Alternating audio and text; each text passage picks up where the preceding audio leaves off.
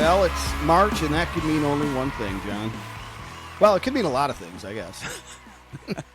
I'll tell you, March has got a lot for me, but yes, mostly because we do our tournament yearly. Yes. Time for, of course, the NCAA tournament that everyone's familiar with. I was thinking Are you allowed back. to say that? NCAA? I don't know. I just know we can't say March Madness, so I'm not going to say March Madness. Okay. Yeah. Whoops. Double whoops. But I was thinking back to. So if you're new to the podcast, welcome back, by the way, everyone, to Out of the Main. We were, of course, born at sea, raised on radio, and this is a tradition unliked by every other, but this dates back to, we did, the first one was Yacht Madness or March Yachtness, and we counted down, it was a tournament of yacht rock songs, exempting the Fatal Four, or I'm sorry, the Fatal Four. Yes, we did. We wanted to see if we excluded the most obvious ones, like What a Fool Believes, for example, what of the next tier after that first four that are the obvious ones would rise to the top. Yep. Crowned Bill O'Bowney. Which one it was, do you? Bill O'Bowney, Live It Up. Oh, yeah. Okay. Yep. Very good. How could you forget? Right. I can't, obviously. We did the NIT, which was the NIAT Invitational Tournament. Yeah, that was where we took all of the ones that were the next tier, the comfy stuff, the adjacent stuff, to see if there was one in that group that could make it to the fringes of the yacht. And that was a strange happening, because that ended up being like a what would you call it? It wasn't a play-in pick. It was it was a technicality. Yeah, we had a COVID disqualification, James Taylor, and so Gino Vanelli kind of had to come in at the last minute, ended up taking the whole thing. Won the whole thing. Right. Yep.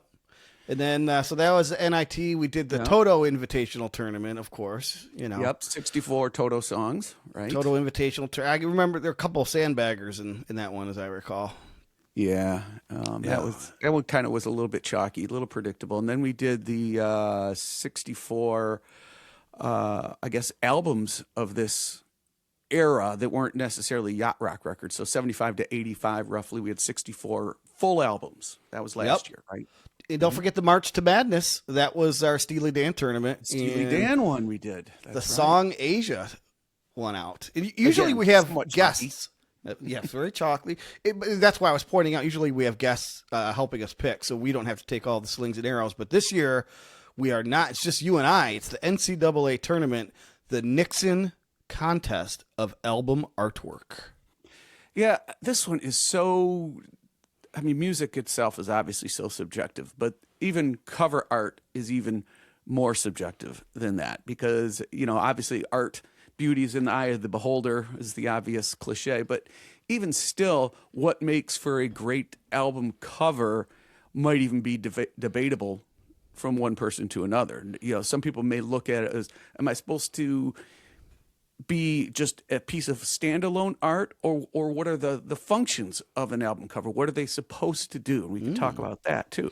Yes, I imagine we will. So we should point out, by the way, that if you're listening to this podcast as normal, this is a video podcast. So you should be able, depending on what device you're podcasting on, so Spotify, for example, you should be able to see the video right on your device. I think Apple is now compatible with video podcasts. So you're going to, I think, want to follow along visually. So that's why we have on screen here this bracket. We're going to pull up the album artwork on screen so you can familiarize yourself with it as we go along. Maybe you can even play along, and you feel free to scream at the podcasting device. We can't hear you. That's not how this video podcast works, but feel free to do it. No, it's one way. That's true. Yep, true. Yep.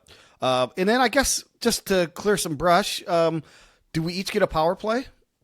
So you and I are debating. So we have these? To have some way of breaking ties when they come up. At some point, we have to agree which one goes through, and even with a bunch of power plays, there still might be some concessions that need to be made. Yep. So that we're going to limit each other to one power play. So that's it. Okay. Use it or don't lose it. Yeah. Right. So, yeah, the criteria that I used for this, real quick, was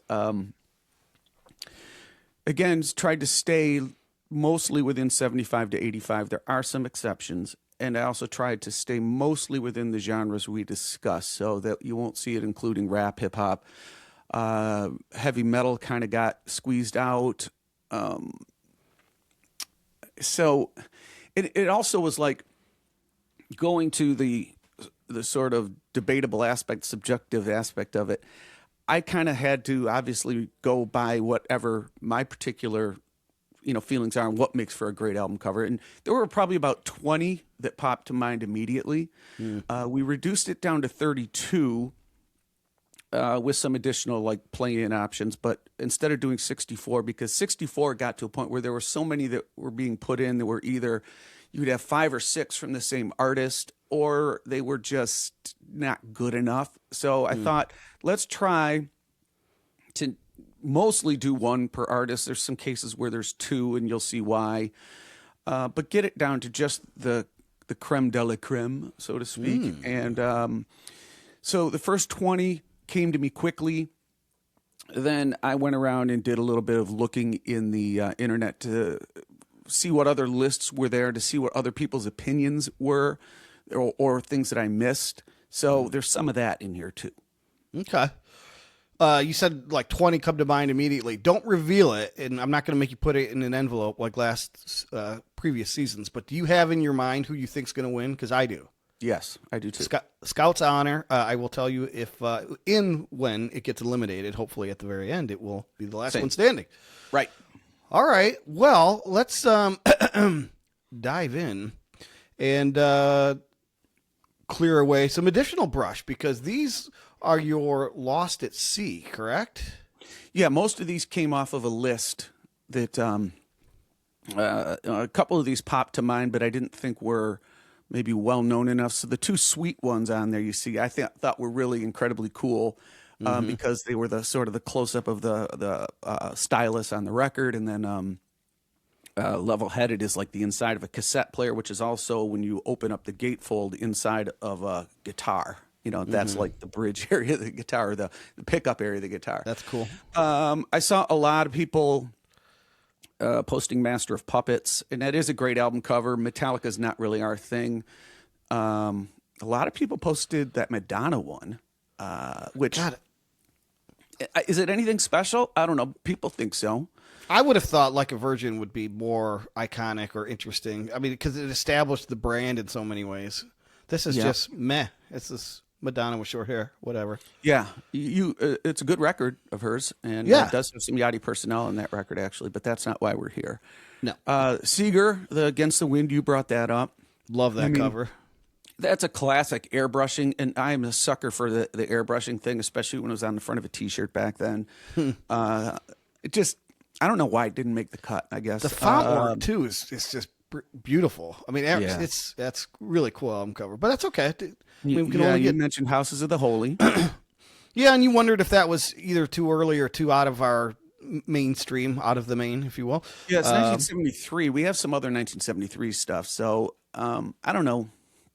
It's a cool album cover. It's one of those ones, just popped to mind immediately because it's so strange and iconic. Iconic, yeah. And if you're talking about eye-catching, that's what that does, as well as I think that's the big strength of the Eliminator one. It's obviously introduces the car, but the use of red in the headlights focusing, it really, really kind of catches your attention. Rush, supposedly there's a lot of what would you say, symbolism and stuff in that people have analyzed and picked apart. So it's thought of as being great because of that. Yep. But is it maybe it's not even their best. What else? I wanted to nominate the Poco thing because I think that horse is just so recognizable and iconic of the band. It's in its simplicity. It's really cool. As a piece of art, it's really cool because it's just lines. And fun fact, of course, that was drawn by Phil Hartman from what do they Saturday call Night that? Live. Use of negative space? Is that the term? Well, yeah, that's what we'd say it in the creative industry. I mean, it's a perfect example of that, And again, he managed to accomplish so much detail with so little linear work there. I mean, there's not much there, but it looks like a horse. It's cool. Yeah, it's like once you get the idea, it took him 5 minutes to do. But yeah. But getting the right idea is what mattered. And then you nominated the Bruce one. I just brought it up. I didn't nominate. To me, it's like it's iconic, but it doesn't do anything for me. I mean, it's been imitated a lot too, so it became iconic and then satirized and everything. Yeah, in cliche. Yeah. So those were your Lost at Sea. Maybe the equivalent of the first 4 out in the I didn't the quite tournament. make the cut on the bubble. Right. Yep. Yep. All right. So, but let's move on. Okay. So we are going to dive in. You have these seated right in a bracket, which maybe we'll share online so people could fill in their own bracket as they go along here. But we'll just take the matchups as they are listed in the bracket, top left going down. Then we'll move over to top right going down because we have some playing games before, just like the regular tournament. Yes. So this was a case where we didn't want to have too many from the Eagles, and Hotel California is in, and I certainly thought On the Border belonged, but then I went and saw one of these nights, and I'm like, oh, geez, this is so cool. One of these has to at least make it in. So what do we do here? To me, I toss a coin because they both represent about, to me, equally like instant recognizable iconography of the era in the band. So, I mean, I'll let you go with the gut here. Either one is worthy. Yeah, I would agree with that. I'm going to go then with On the Border by a nose. All right, cool. I think I would have put in the other one, but again, okay. I didn't feel strongly enough about it. I think they use that, like that little, whatever that is, that steer imagery still, like when they're touring and stuff. So true. Yes, they do. The winged steer. Anyway, very cool. All right, cool. So we've got you're writing these down, right? Because we're going to forget, maybe. Well, I guess I should. We'll remember. On the Border. This one might be harder to remember. So these are 2 XTC album covers, and they were doing something almost with pop art at the time, kind of. Yeah, both of these came up a lot on those lists. This did not come to me immediately. My lean on this one is Drums and Wires. I think I lean towards that one because I love the way that they worked the XTC band name into the sort of face there. Yep, that's where I was leaning too. Yeah, so the C looks like the eye, right? The little underlined squiggly looks like the mouth. The T kind of looks like the brow. It's very cool, very eye-catching, very 80s. So, the Oranges and Lemons one is very cool as well. I love the artwork. It doesn't scream 80s to me. Not that should be a metric we're using, but I don't know. The one on the right just would, jump off the shelf at you back in the day. So that's what I'm going with. It's important. I mean, that was part of what a record cover was supposed to do. Yeah. Yep. I mean, how many times have we talked about, I bought that because of the cover? It's to this day, I might still be influenced. But so I would say that that's a good criteria. Does it really catch your eye immediately and make you go, oh, what is that? Before listening stations at Barnes & Noble, right? Yes. All right, cool. Well, we are in alignment there. Let's move on.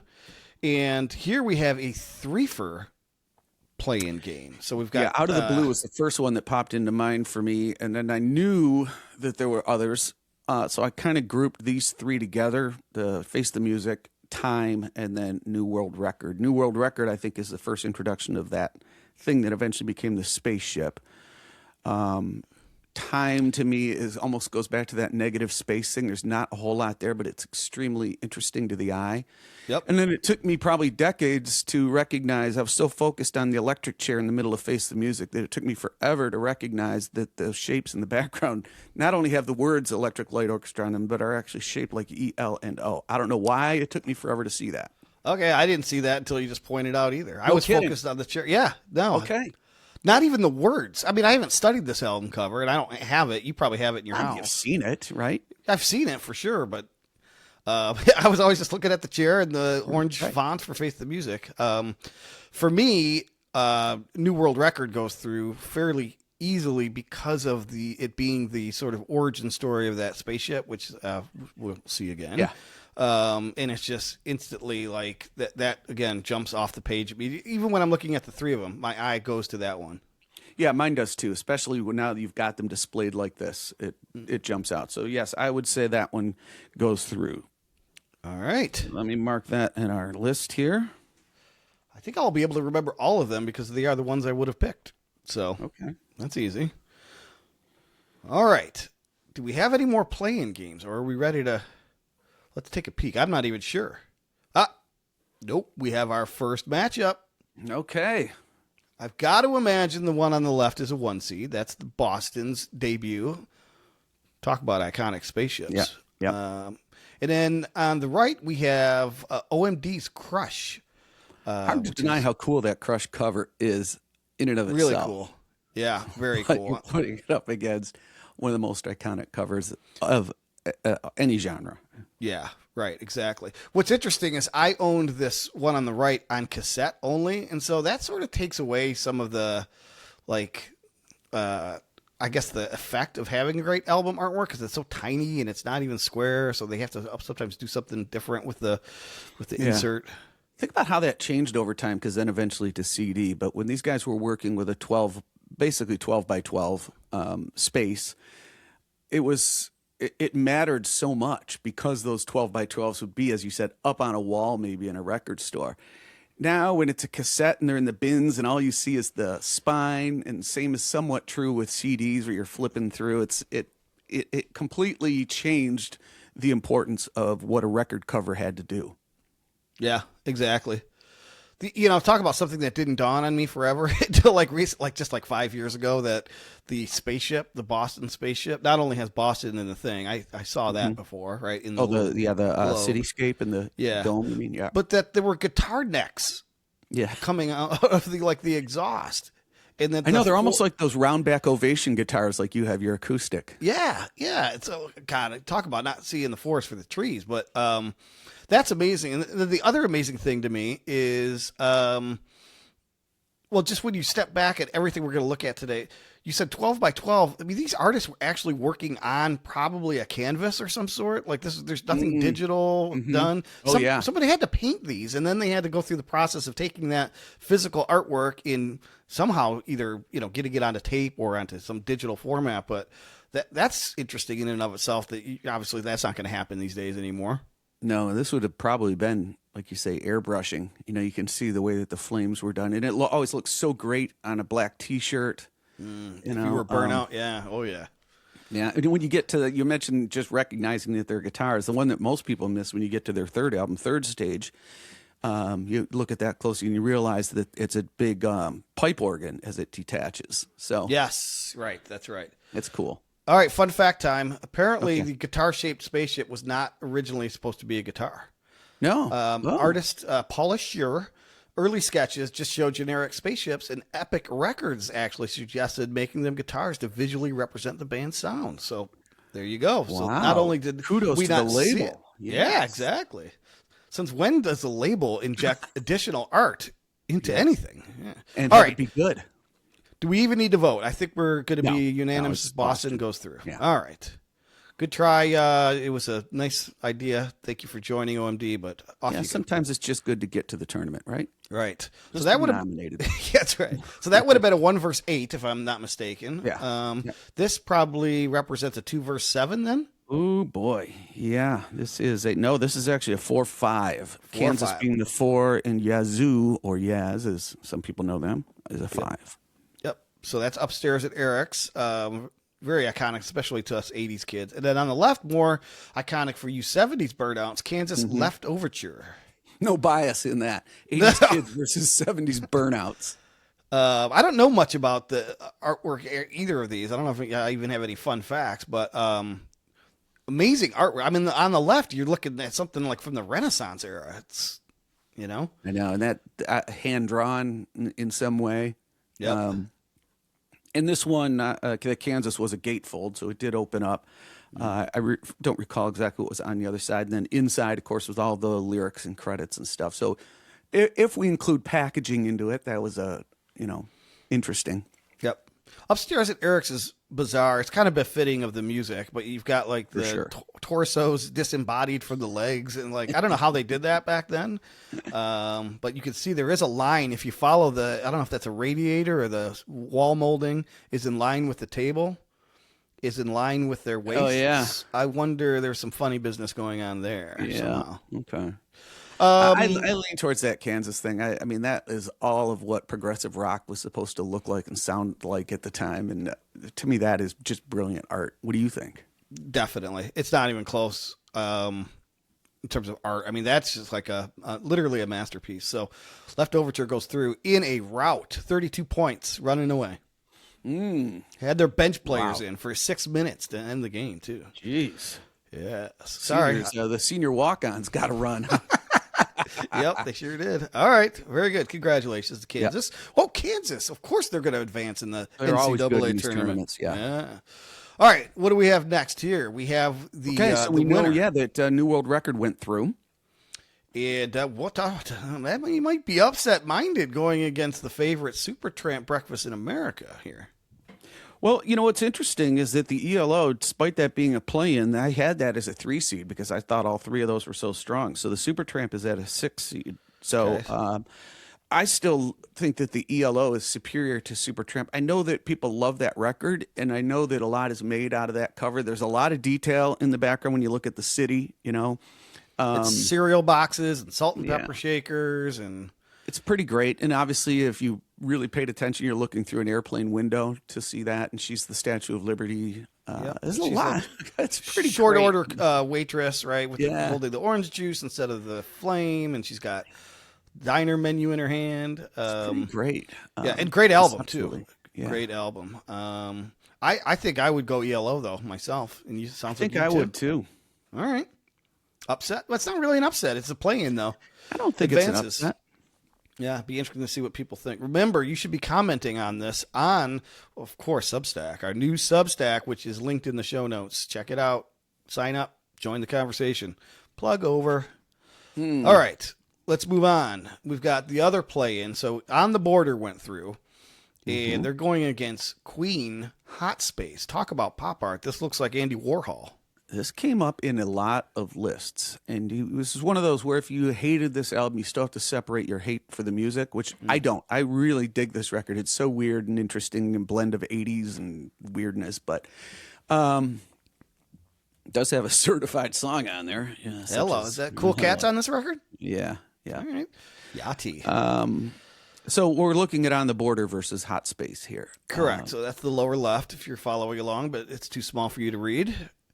Okay, so I'm sort of going to defer to you. I want to hear what you say first. I'm tempted to just go along with whatever you say because I could make a case for either of these. I think the one on the left, On the Border, this is sort of a low res rendering of that. I think it's kind of sharper in real life. The Queen Hot Space on the screen looks cooler to me. You've got these sort of, like I said, Andy Warhol representations of each of the band members. That's kind of cool. A lot of hot colors to really catch your eye. Yep. Hot space, hot sauce. So what would you say? The On the Border thing is such an incredible piece of art, and especially if you got one of the releases where the cover itself, the material, the cardboard was sort of this quilted, textured thing, and That's then right. The eagle was sort of elevated a little bit. It had a feel almost, to it as well. I like that better. The Hot Space is very functional, because it shows the characters in the band and it really catches your eye. I just think On the Border's better. All right. Yeah. I reminded me about the texture. So that's a big part of why we loved the eras, because you would sit in your room with your headphones on and you'd have the album art in front of you. And now this was, introducing tactile art to a, already a two-dimensional medium. So very cool. Probably expensive as all get out, but when you had the Eagles, you knew that you were going to sell records. So they hadn't quite hit their super mega stardom yet either, though. Yeah, right. True. Okay, I'm convinced On the Border by a nose. Maybe a buzzer beater on that one for me. Okay, so do we you want to summarize that bracket? Can you? Do you have it in front of you? Oh yeah. So going forward, we're going to have the Boston versus the Kansas Left Overture. Ooh. And then ELO New World Record will be going up against Eagles On the Border. That'll be. I think I'm sniffing a Cinderella story all of a sudden, but continue. Okay. That's it, right? That's the final four on that side. Right. So let's go to the quarter. upper right bracket. Do we have names for these regions? I don't think we do. No. We laid off our punsters between season 6 and 7. Yes. All right. Well, let's go to the upper right. These are certainly, the one on the left needs no introduction, but let's introduce it anyway. Of course, Pink Floyd, Dark Side of the Moon. I actually have that as the bottom left, so we're still going down the left side. Oh, this is the left side. Yes. Yep. Okay. So, that's right. There's 4 regions. Correct. Still true. Number 1 seed versus number 8 seed. Talk, The Color of Spring, which is interesting artwork for sure. Yes. Hard to say that it beats. I mean, again, it's with Dark Side of the Moon, there's not a whole lot going on there, but what is going on is absolute brilliance. Yeah. This is album art is going to be a tough out. The album would be a tough out if it was just comparing albums against albums. It's one of the most iconic albums of all time. Not that that's part of our criteria today, but yeah. So I have a fun fact. So apparently the band was presented multiple variations of artwork, and this one emerged as the winner in 3 minutes. They showed the band several concepts. When they saw the prism, David Gilmour immediately said, "That's it." And what they thought they liked about it is going into the prism represents the band's music, and coming out of the prism is this rainbow, which represents how listeners can experience it. Emotionally diffracted, or refracted, I should say. So interesting. Yeah. So even not knowing any of that, it's still cool. It's still I think they win this one fairly handily. Yeah, and that one has looked so good on so much different merchandise, as I've mentioned, T-shirts, but just in general, when you see that you could put that on anything, put on a coffee mug, and it looks great. Isn't the fun fact about this album, too, is that it was in the Hot 100 for like decades? Oh, my gosh, yes. Yeah. Top selling I don't albums. know the number of weeks, but yes, years. I think it's not years, right? Yeah. In resurgence, I think it drops out and then it comes back. College kids discover it all over again. And so, all right, congratulations to the Pink Floyds. Here we've got an interesting matchup. What are the seeds here? We've got Meatloaf, Bat Out of Hell, and Fleetwood Mac's Tango in the Night. The seed numbers you asked, 4 for Meatloaf and 5 for Fleetwood Mac. I know there's something about the Tango in the Night cover was a painting that Lindsey Buckingham had on his house, on the wall of his house. I'm not sure if it was before or after, but yeah, that's a specific painting that he had an affinity to, and became that cover. And it's different because it doesn't, when you compare it to Meatloaf, one of the artistic ways of catching people's eyes is the color red. The color red is always a color that directs your eye, and there's a real absence of that in the Fleetwood Mac one, yet it still resonates. It just looks so weird when you put these two next to each other, because the Tango in the Night, which I think of as a vivid cover, just looks pale by comparison. Yeah, it's not that I say that makes it worse or better, but it's kind of surprising. It's a muted color palette for sure. Apparently, there are dozens of animals hidden in this photo. So you can see, obviously, the bird, which looks like a crane or some sort, or an egret, is obvious. But apparently, there's dozens of hidden animals. So that makes it fun to look at and kind of study. Meatloaf, Bat Out of Hell. It's like... It iconic. Absolutely expresses who he is, what he was doing musically. It's an incredible piece of art to represent that sound, that style, exactly what it was supposed to be. I would be interested to hear your thoughts. Which would you send through? Musically, I'd send Fleetwood Mac through, but I think on that cover, I might lean to Meatloaf. What are your thoughts? I think the same, actually. Okay. Yeah, I have a aesthetic appreciation for what is being accomplished on the right, but that Meatloaf, Bat Out of Hell, everything from the font to the imagery to the colors to the brashness, it's perfect. All right. Congratulations. Moving on. The Meatloafs, or loaves, I guess. All right. Talk about iconic. Hotel California, the Eagles on the left, versus Thomas Dolby, Aliens Ate My Buick, which I wonder if we're going to differ on this one. What are your thoughts? You go first. It's incredible artwork on the right, and it's got, I'm assuming that's Dolby, right? Pictured in this drawing that's supposed to look like a 1950s sort of Yes. alien invasion movie. Very well done. If we are going to differ, it's because I'm going to insist that Hotel California is one of the most iconic album covers of all time. It's so not only is the album equally iconic, but I think that artwork, it just kicks off a vibe that tells you this is what's inside.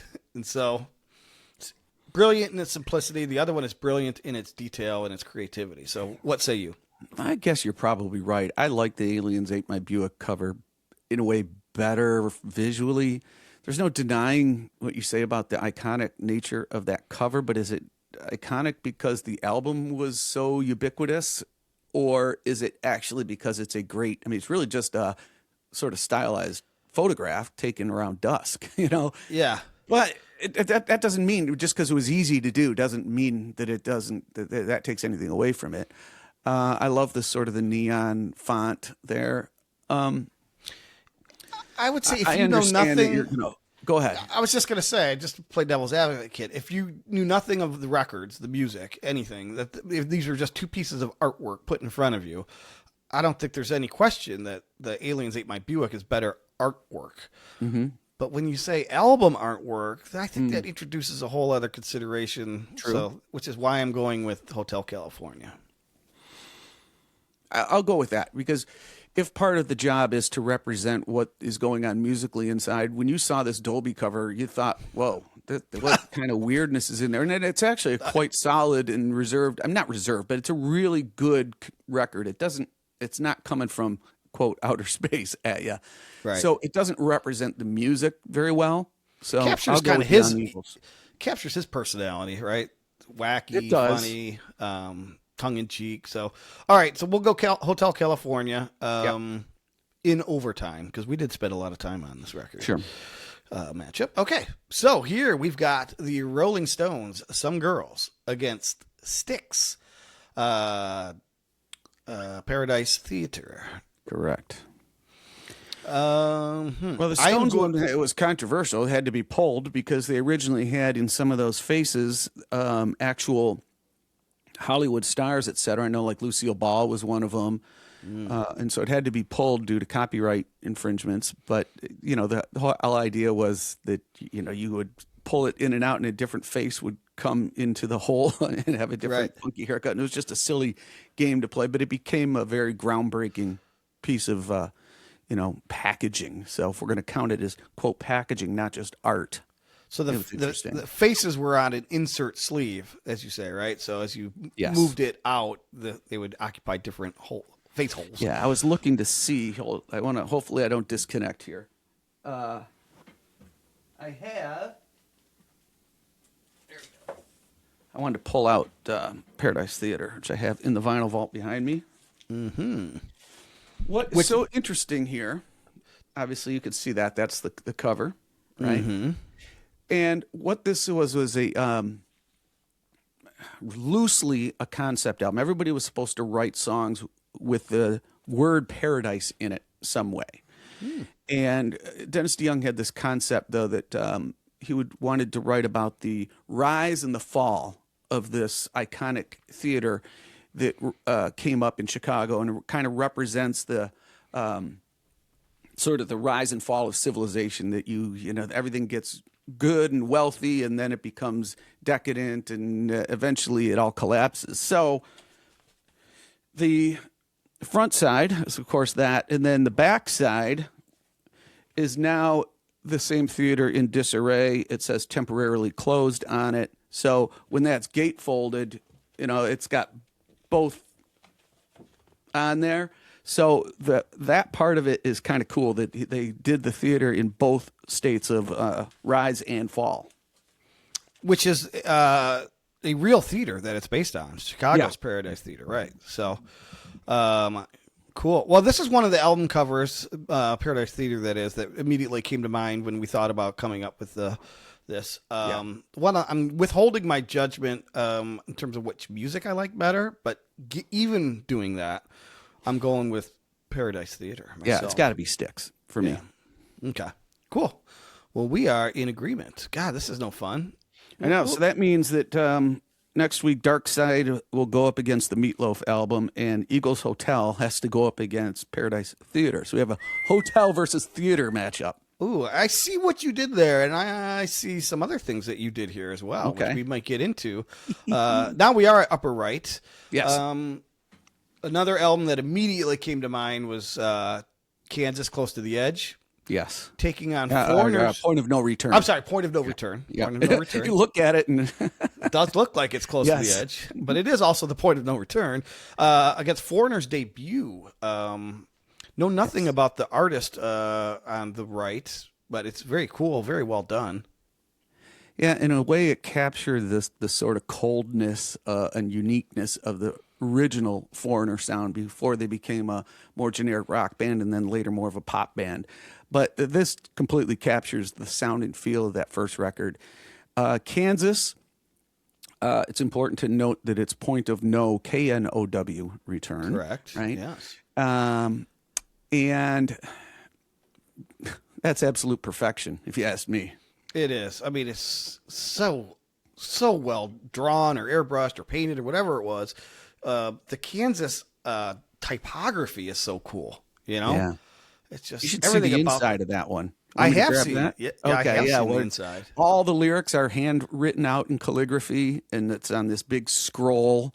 It's like, oh my gosh, Yeah, there's so it's much was put amazing. into it.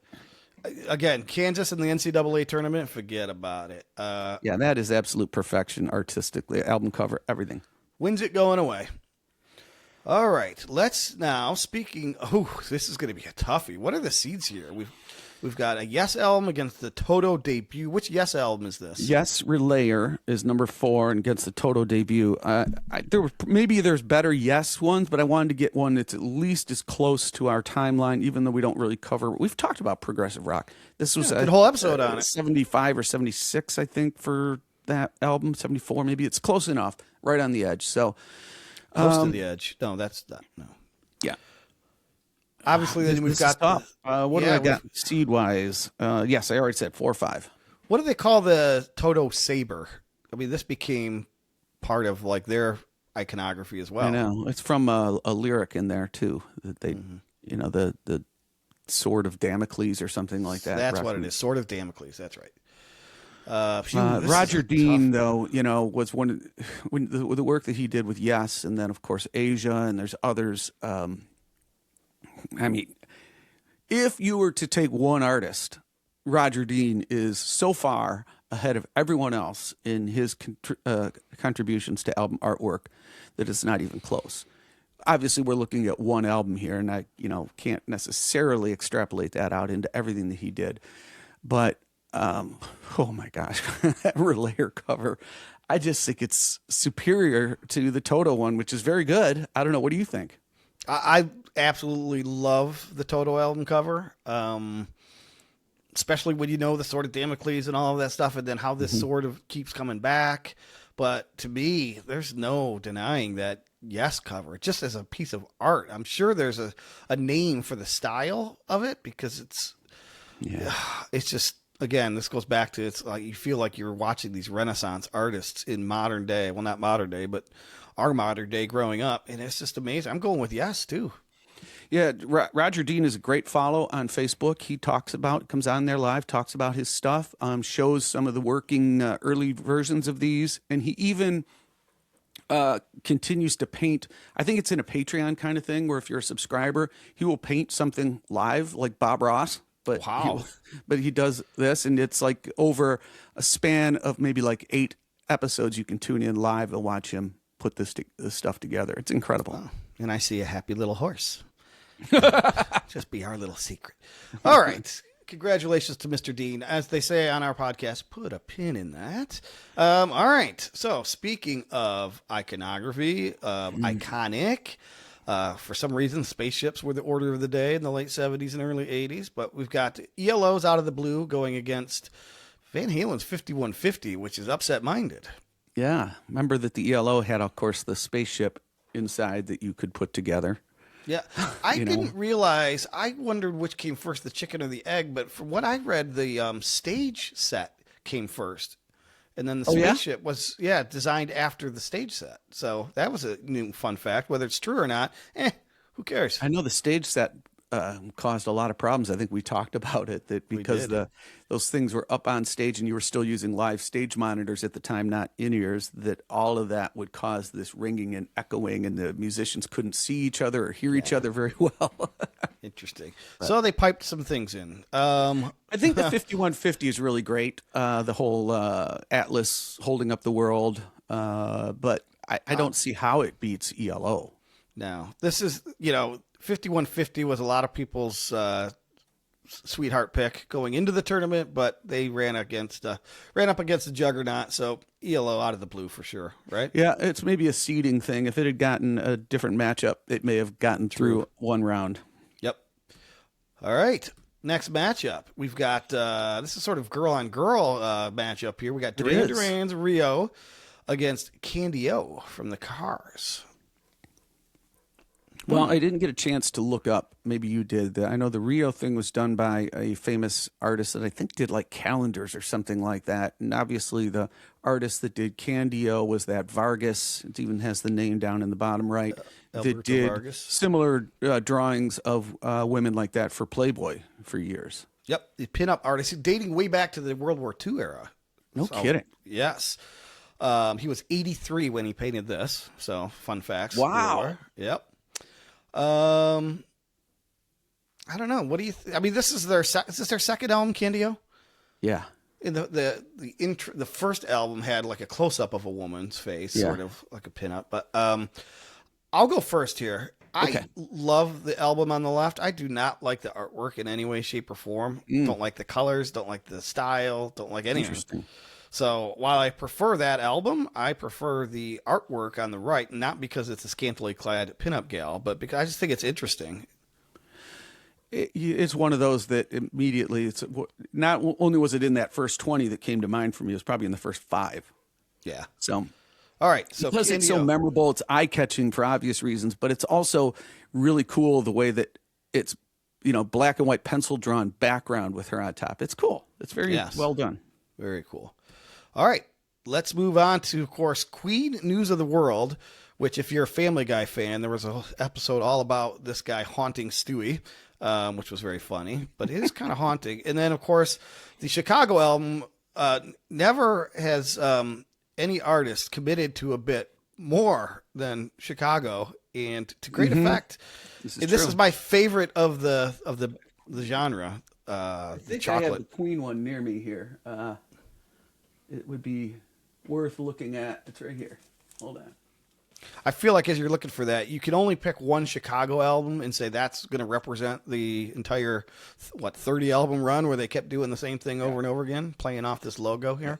So the Queen thing is that it extends the gatefold. So yeah, I know I'm getting glare here, but you could see that it extends all the way down in full length. So you get a full, there's more to it than just that, but it's pretty great. Yeah, I'm going to have nightmares like Stewie did, but who are you going with out of this? News of the World against Chicago. What number is this? The chocolate bar one? 10. Chicago 10.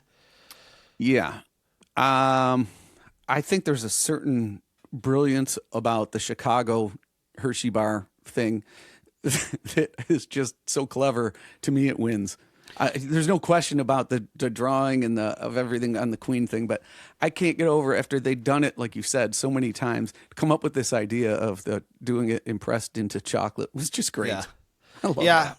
And for that reason or a similar reason, I think I'm kind of picking the whole 30 album run to this album here represents that, and it's one of them, like you said, the more clever applications of the bit. It's going through for that reason, because it's just what Chicago was doing with their album artwork was branding themselves, which is near and dear to my heart, over the course of decades. So I'm going Chicago 10. Often for marketing or branding, sticking to something and not willy-nilly changing because you personally grew tired of it is a discipline you have to have that does pay off over time. Preach, brother. You might have to talk to some of my clients. Anyway. Okay. To be continued. Speaking of sticking to a bit, on the left we've got Boston, the spaceship / guitar rears its ugly head on what is this? Boston, Don't Look Back. It's called. Second album, yeah, almost looks like it's landing on maybe the Superman planet with those glass looking pillars Yeah. or whatever they are. Right, yeah, that's true. And we've got a spaceship. Journey decided to join the fray multiple Scarab times. spaceship. Scarab spaceship. This is Escape. Apparently supposed to represent their departure, if you will. Kind of a new sound. The Scarab, I think, represents rebirth or something like that. So they knew that this album was going to be something of a rebirth, or we're hoping. So very cool. I think to your point, last week I think it was. Do we call this ESC4P3? I know. Yes, the stylization of the Dow name. 3La. You go first. What do you think? What should we think? The Boston thing is still superior to me. I don't know. Granted, I have a special affinity to that record. Both these records, actually. But I don't know. There's something about the spaceship and the committing, like we said, to branding, as well as just the visual of it. I still lean there. What do you think? Yeah, it's like on the one hand, it's a rehash of the first album. On the second hand, it's like a doubling down, no pun intended. That's the way I see it. And to great effect. Then, like you said earlier, it becomes their brand. They're equal in terms of just artwork. I think they're equal. Like, again, it's in the eye of the beholder. But yeah, you mentioned typography with Kansas, but so I think that's Boston. worth adding too. So yeah, go ahead. So I'm going with Boston. Yep. Okay. Boston goes through. 2 more matchups. So speaking of seeing what you did here, seeing what you did there, I see what you did here. Asia against Asia. Did you even know you were doing that? Not initially, but it came down to, all right, when I was filling it out, there were only a handful left, and I thought, that might be funny. So, well, we could take the pin out of Roger Dean because he did this album cover, Asia's album cover. There's a lot of crossover between Asia and Yes, I've come to learn.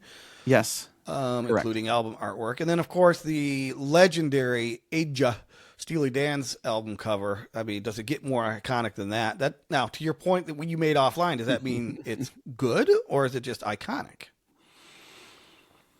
And is it eye-catching? Again, the use of red in little ways is pretty cool. And the tiny little glimpse of the face you can see. Negative space, going back to, the eye. There's no question where the eye needs to focus. It's one of 4 things: the face, the body, the name of the album, or the band. And these 2 covers come from 2 such completely different mindsets of what to do for a cover. True. They're unfair to compare to each other because they're just completely different genre-wise. The album on the let left. you pick this one, man. Okay. Well, the album on the left. This is Asia's debut album, correct? And it's just called Asia. Yeah. I mean, again, Roger Dean at its finest. You've got this sort of dragon, the serpentine dragon emerging from the depths of the ocean. Again, it's artwork that you could stare at forever. I think it's superior artwork. And for that reason, I would put Asia through as the superior album art. Okay. And you're going to go with that. As in ASIA. Correct. You're going to go with that? Right.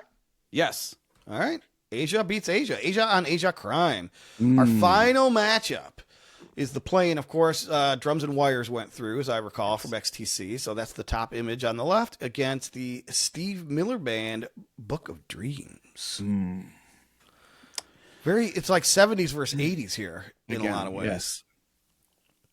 Yes. Book of Dreams was one of those that immediately popped to mind for me. The colored wings on the Pegasus or whatever that is. Gosh, that just screams off the page to me, more so than the XTC stuff does. Even as bold as the colors are, my eye still goes to Steve Miller Band.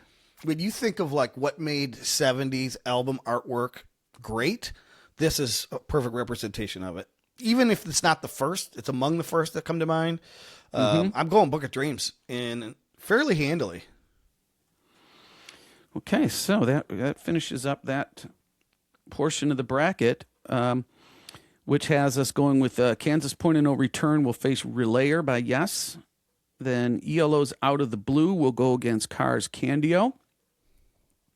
Chicago X or Chicago 10 will face Boston Don't Look Back.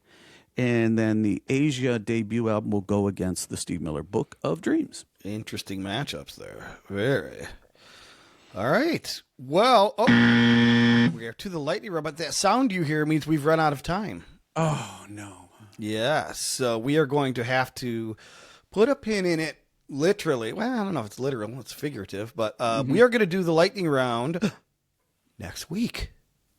So we will be that'll back. be an audio only podcast, but that'll be a little snippet, a little mini episode in the off week. But, yep. So you won't have to wait 2 weeks, at least in March, because this is madness. See what I did there? And that's the first round of the NCAA tournament, the Nixon competition or contest of album artwork. Hope everyone was playing along. Of course, sound off in the comments. You could do Facebook. We prefer Substack, but anywhere you see it, make your opinions known. John, is there anything else we need to say before we say a fond adieu? Well, there's probably albums that we didn't even talk about that probably deserved recognition. Again, try to stay in the era roughly and in the genres roughly, but let us know what we missed entirely. Yep, please do. Let us know what John missed entirely. That's true. It's me. All right. Well, until next time, we will wish you a... See you then.